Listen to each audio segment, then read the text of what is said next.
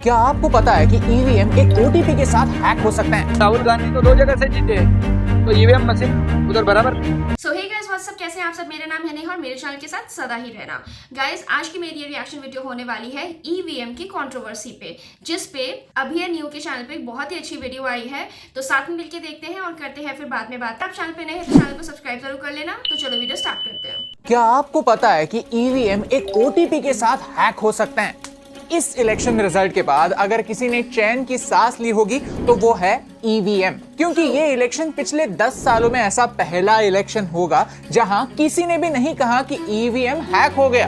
लेकिन फिर ये न्यूज आई। कुछ फॉरेन यूट्यूबर्स ने ये भी कहा कि ईवीएम को फोन से अनलॉक किया जा सकता है, जो कि फेक न्यूज है। ऑफ कोर्स, इतना बड़ा आर्टिकल छापने के बाद, हेडलाइन में ईवीएम के लिए ओटीपी आता है ऐसा कहने के बाद, पेपर ने इतनी छोटी सी माफी भी मांगी। लेकिन ये न्यूज इंटरनेट के लिए काफी थी, वही ईवीएम हैकिंग का नाटक फिर से शुरू करने के लिए। तो चलिए फिर से समझते हैं कि क्या ईवीएम हैक हो सकता है। चलिए समझते हैं कि इलेक्शन के लॉसेस के लिए ईवीएम को ब्लेम करने की कहानी शुरू क्यों हुई। इस इलेक्शन में फ्रॉड के कौन से केसेस पकड़े गए और क्या ईवीएम सच में हैक हो सकता है। तो अगर आपके भी कोई दोस्त हैं जो बार बार ईवीएम हैकिंग के बारे में सवाल खड़े करते हैं, तो प्लीज उनके साथ इस वीडियो को शेयर जरूर कीजिए।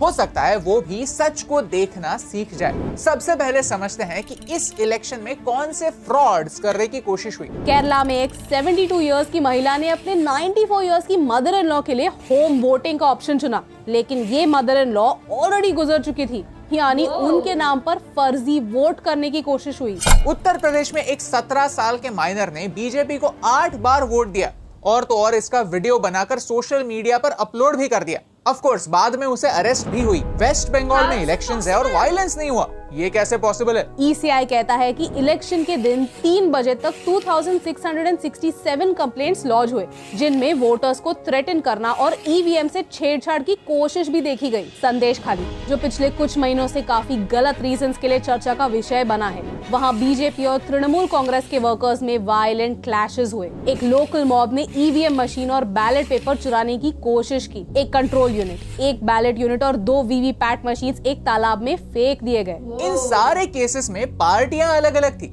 लेकिन एक बात कॉमन थी कि ये प्रॉब्लम्स गलत लोगों की वजह से हो रहे थे, गलत मशीन की वजह से नहीं। जब भी इलेक्शन की बात होती है तो एक मुद्दा बार बार सामने आता है, ईवीएम हैकिंग। बड़े बड़े एजुकेटेड यूट्यूबर्स भी कहते हैं कि ईवीएम बड़ी आसानी से हैक हो सकता है। तो क्यों इस बात पर अब तक किसी ने एक्शन नहीं ली? एक्चुअली एक्शन तो ली है। 2017 में दिल्ली की असेंबली इलेक्शंस में एक तहलका हुआ। आम आदमी पार्टी ने एक लाइव डेमोन्स्ट्रेशन में ये प्रूव कर दिया कि ईवीएम हैक हो सकते हैं। आपके एमएलए सौरभ भारद्वाज ने क्लेम किया कि ईवीएम को एक सीक्रेट कोड फीड किया जा सकता है। इस लाइव डेमो में उन्होंने पहले ही प्रेडिक्ट किया कि रिजल्ट्स क्या आएंगे और वैसे ही हुआ। लेकिन इस क्लेम में एक फ्लॉ था। उन्होंने ईवीएम मशीन्स के बजाय एक प्रोटोटाइप मशीन यूज किया था। Naturally election commission of India किसी को भी अपनी टेक्नोलॉजी छूने की, उसे खोलने की अनुमति नहीं देगा। तो लॉजिक यही बनता है कि सबसे क्लोजेस्ट अल्टरनेटिव बनाओ और डेमो के तौर पर दिखाओ कि अगर प्रोटोटाइप हैक हो सकता है तो एक्चुअल मशीन भी हैक हो सकता है। कहानी इंटरेस्टिंग तब हुई जब इलेक्शन कमीशन ने उल्टा चैलेंज किया कि प्रूव करके दिखाओ कि हमारे मशीन्स कैसे हैक हो सकती हैं। इलेक्शन कमीशन ऑफ इंडिया ने एक ओपन चैलेंज ऑर्गेनाइज किया था, जहां उन्होंने सारी पॉलिटिकल पार्टीज को इनवाइट किया। कहा कि आप आइए और हमें दिखाइए कि ईवीएम कैसे हैक हो सकता है। हम बदलाव करेंगे, हम सुधार करेंगे। लेकिन इस ओपन चैलेंज को उस किसी भी पार्टी ने एक्सेप्ट नहीं किया जो आज ईवीएम हैक हुआ ऐसे चिल्लाते घूमते हैं। क्यों? उस समय तो कोई इलेक्शन नहीं हो रहा था, उस समय मौका था सुधार लाने का। लेकिन अगर एक्चुअली सुधार लाए जाए तो फिर कंप्लेन कैसे कर सकते हैं, राइट? इलेक्शन हारने के बाद एक्सक्यूज कैसे दे सकते हैं, राइट? क्योंकि अगर किसी लीडर में इलेक्शन कमीशन ऑफ इंडिया के चैलेंज को एक्सेप्ट करने का दम नहीं है तो उन्हें ईवीएम हैक हो सकते हैं ये कहने का कोई हक नहीं बचता। तो अगर 2017 में ये प्रूव हो चुका है कि ईवीएम हैकिंग सिर्फ और सिर्फ एक एक्सक्यूज है, तो क्यों आज भी हम इसी बात पर चर्चा कर रहे हैं? हर इलेक्शन हारने के बाद हारने वाली पार्टी ईवीएम को ही ब्लेम क्यों करती है? एक साइड हम कहते हैं कि हमें एजुकेशन पर फोकस करना है, एजुकेटेड लीडर्स को वोट देना है, और जब ऐसे ही एजुकेटेड लीडर्स ये प्रूव नहीं कर पाते कि ईवीएम हैक कैसे होते हैं तो डाउट होने लगता है कि क्या उनके पास कोई पॉइंट है या वो सिर्फ और सिर्फ भाषणबाजी कर रहे हैं। आप में से जिन लोगों ने वोट दिया होगा उन्हें पता होगा कि ईवीएम दिखते कैसे हैं। ईवीएम मशीन के दो पार्ट्स होते हैं। एक पार्ट होता है कंट्रोल यूनिट यानी सीयू और दूसरा यूनिट होता है बैलेट यूनिट यानी बीयू। साथ ही साथ एक और मशीन होता है जिसे वीवीपैट कहते हैं।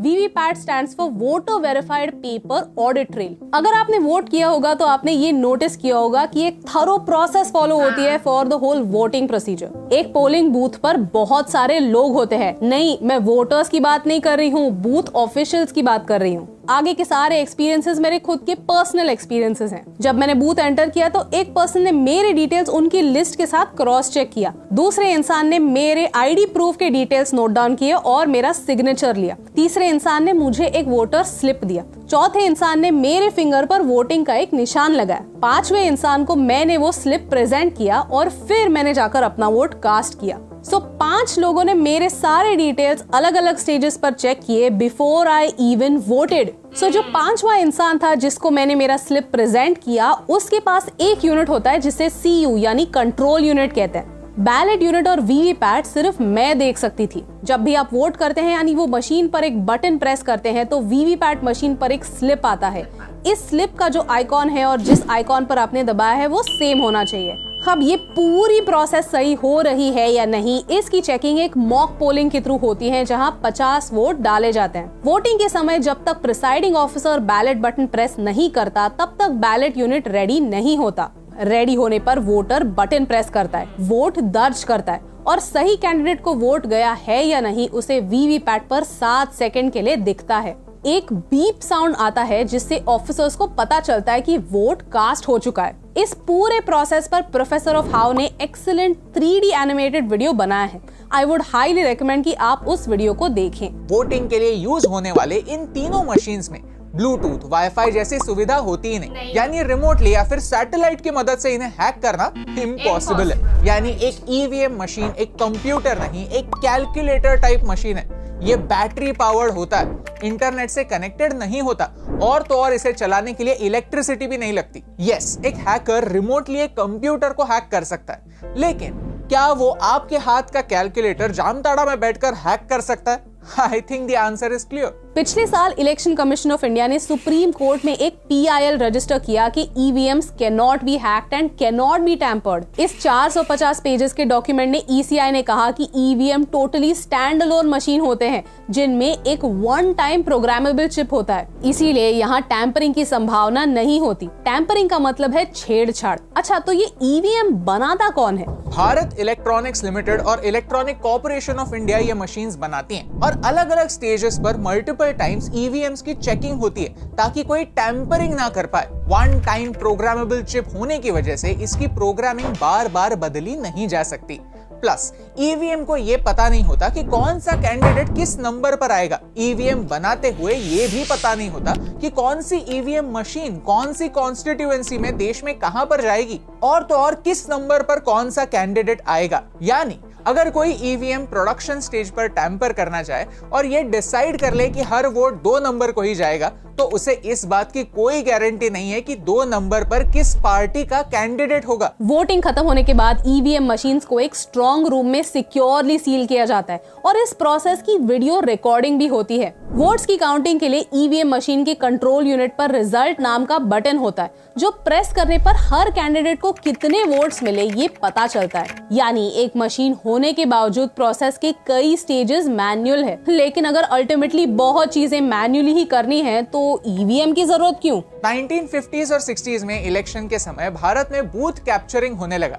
यानी गुंडे लोग एक बूथ पर जाकर बैठ जाते और वोटर्स को फोर्स करते कि एक ही पार्टी को वोट दें। कई बार ये बूथ कैप्चरिंग काफी सटल तरीके से होता था, यानी बूढ़े या बिछड़े लोगों को फटाफट पोलिंग बूथ ले जाया करते, उनसे पेपर पर वोट लेते और हड़बड़ी में उन्हें बाहर निकाल देते। इस हड़बड़ी की वजह से वोटर को टाइम ही नहीं मिलता था समझने के लिए कि वो वोट किसे दे रहा है। यानी जितना ह्यूमन इंटरफेरेंस होगा उतने ही कॉम्प्लिकेशंस बढ़ेंगे, टैंपरिंग और मैनिपुलेशन के चांसेस बढ़ेंगे। साथ ही साथ बैलेट पेपर को काउंट करना एक महंगी और टाइम कंज्यूमिंग प्रोसेस थी जिससे डिस्प्यूट्स बढ़ते थे, कोर्ट्स में डिसीजन चैलेंज होते थे और देश और स्लो हो जाता था।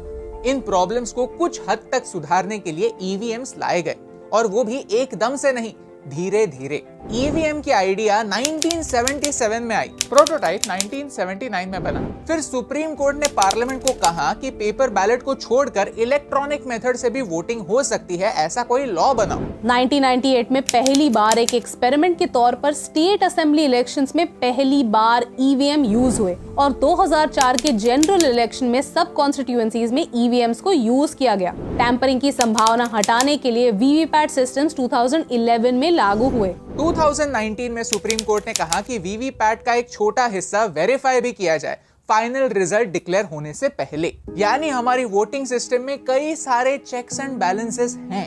बहुत पहले से इस पर बहुत सोच विचार हुए हैं और इस पूरी प्रोसेस में कई सरकारें बनी, कई सरकारें गिरी। कई लोगों के पास पावर थी छेड़छाड़ करने की, लेकिन फिर भी कोई भी बड़े लेवल पर छेड़छाड़ नहीं कर पाया, क्योंकि इंडियन इलेक्शंस को रिग करना सिर्फ मशीन्स को रिग करने जितना आसान नहीं है। इलेक्शन में छेड़छाड़ के लिए 1.5 करोड़ पोलिंग स्टाफ मेंबर्स को भी रिग करना होगा। 10 लाख पोलिंग स्टेशंस पर गुंडे बिठाने होंगे, जिनमें से कई स्टेशंस रिमोट एरियाज में, आइलैंड्स पर, माउंटेन्स में हैं। यानी अगर भारत के इलेक्शंस को रिग करना है तो न जाने कितने लोगों को इन्वॉल्व करना पड़ेगा, कितने पोलिंग ऑफिसर्स को ब्राइब देनी पड़ेगी कि वो मुंह ना खोले। इतना सब जानने के बाद क्या आपको लगता है कि ईवीएम हैक हो सकता है? हमें कमेंट्स में जरूर बताइए। और अगर ये वीडियो अच्छा लगा तो इसे अपने दोस्तों के साथ शेयर जरूर कीजिए। उन लोगों को सवाल कीजिए कि इंटरनेट कनेक्शन के बगैर ईवीएम को हैक कैसे किया जा सकता है। दुखद बात यह है कि हीट वेव्स की वजह से कुछ पोलिंग स्टाफ ने अपनी जान गंवाई है।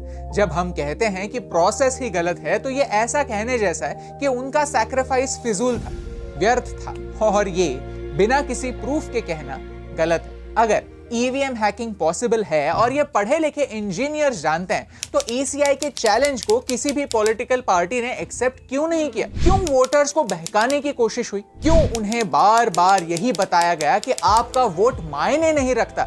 अल्टीमेटली आप किसी को भी वोट दे, ईवीएम मशीन की वजह से वोट एक पार्टी को ही जाएगा। इन क्लेम्स का प्रूफ क्या है? ये सवाल इंपॉर्टेंट है और अगर इन सवालों के जवाब लीडर्स के पास हैं तो ये जवाब जनता तक पहुंचना इंपॉर्टेंट है। इन दी एंड ये कहना जरूरी है कि कोई भी सिस्टम परफेक्ट नहीं होता। हो सकता है कि ईवीएम सिस्टम फुल प्रूफ ना हो तो सरकार की, ईसीआई की और ऑपोजिशन की साथ मिलकर ये जिम्मेदारी बनती है कि वो एक बेहतर सिस्टम सजेस्ट करे और एक कदम आगे बढ़े, टेक्नोलॉजी को अपनाए, ना कि टेक्नोलॉजी से डरे। और यही इंपॉर्टेंट बात आप तक पहुंचाने से मुझे फर्क पड़ता है। भाई ये तो इंडियंस की ना पुरानी आदत है कि अपनी हार का बोझ किसी और पे डालना, सो दैट कि वो खुद को हल्का फील करे। उन्हें ये लगता है कि वो भी हमारे साथ गलत हो रहा है, उसमें दूसरे का हाथ है, नहीं तो किसी में कहाँ दम था। अब इलॉन मस्क ने हमारी इलेक्ट्रॉनिक वोटिंग मशीन्स की वनरेबिलिटी पे कमेंट किया है। सोचो, कमेंट किया है। उसी बात पे हमारे राहुल गांधी जी ने इसको सिर्फ एक ब्लैक बॉक्स, मतलब एक काला डब्बा बता दिया है। कितनी गलत बात है। अगर आपको वोटिंग मशीन पे सवाल उठाने ही थे तो पहले उठाने चाहिए थे, रिजल्ट आने के बाद क्यों किया? वो भी तब जब आप हार गए हो। अगर आप जीत जाते तो आप इस बात पे सवाल उठाते? बात सिर्फ मैं ही नहीं, सीएम, महाराष्ट्र के सीएम शिंदे जी भी कह रहे हैं। आप इस वीडियो क्लिप में देख लीजिए। जहाँ महाविकास आघाड़ी की जीत हो गई उधर ईवीएम मशीन सही है, और जब हार हो गई तो ईवीएम मशीन के ऊपर ऑब्जेक्शन लेना, ये तो कौन सी हरकत है? अभी राहुल गांधी तो 2 जगह से जीते हैं, तो ईवीएम मशीन उधर बराबर थी, उधर बराबर थी। तो उन्होंने कहना चाहिए ईवीएम मशीन सब जगह खराब थी, मैं इस्तीफा देके फिर से चुनाव लड़ता हूँ। ऐसा होता है क्या? और ईवीएम मशीन के बारे में सुप्रीम कोर्ट ने भी डिसीजन दिया हुआ है, और जहाँ उनको ज्यादा सीटें मिलती है वो ईवीएम अच्छी है, और जहाँ हार जाते हैं वो ईवीएम खराब है। ऐसा कहीं होता है क्या? नहीं, पहले तो अभी उन्होंने ईवीएम के बारे में जो ऑब्जेक्शन दिया है तो वो जहाँ से जीते हैं वो उन्होंने छोड़ना चाहिए, ईवीएम की वजह से जीते। जहाँ एक इंसान हमारे देश को एक नई ऊंचाइयों पे पहुंचाना चाहता है, वहीं आप हमारे देश की रियल अचीवमेंट्स को, actually it's a big achievement, एक इतने बड़े देश में इलेक्शंस कंडक्ट करना is not an easy task, आप उसको ही पीछे धकेल रहे हो। ब्लैक बॉक्स बोलने का क्या मतलब था? अगर आपको इलेक्शन कमीशन पे इतना ही डाउट है, आपको वोटिंग सिस्टम पे इतना ही डाउट है, तो आपको पहले ये बातें रखनी चाहिए थी आपको अब बोलने का क्या मतलब बनता है जब सब कुछ हो गया, जब चिड़िया चुग गई खेत? अब बोलने का क्या मतलब है? एक वोटिंग मशीन पे सवाल उठा के सिर्फ इलेक्शन कमीशन की नहीं, हमारे पूरे देश के और हमारे सुप्रीम कोर्ट की भी बेइज्जती कर रहे हो, क्योंकि जब सुप्रीम कोर्ट की तरफ से अप्रूवल आ चुका है तो आप कुछ तो रिस्पेक्ट रखो। गाइस आज के लिए बस इतना ही, मिलते हैं आपसे नेक्स्ट वीडियो में। मेरी वीडियो आपको कैसे लगी मुझे कमेंट सेक्शन में जरूर बताना। कोई कमेंट या सुझाव देना चाहते हैं तो आप मुझे इंस्टाग्राम पे भी मैसेज कर सकते हैं। तो मिलते हैं आपसे नेक्स्ट वीडियो में। जय श्री राम।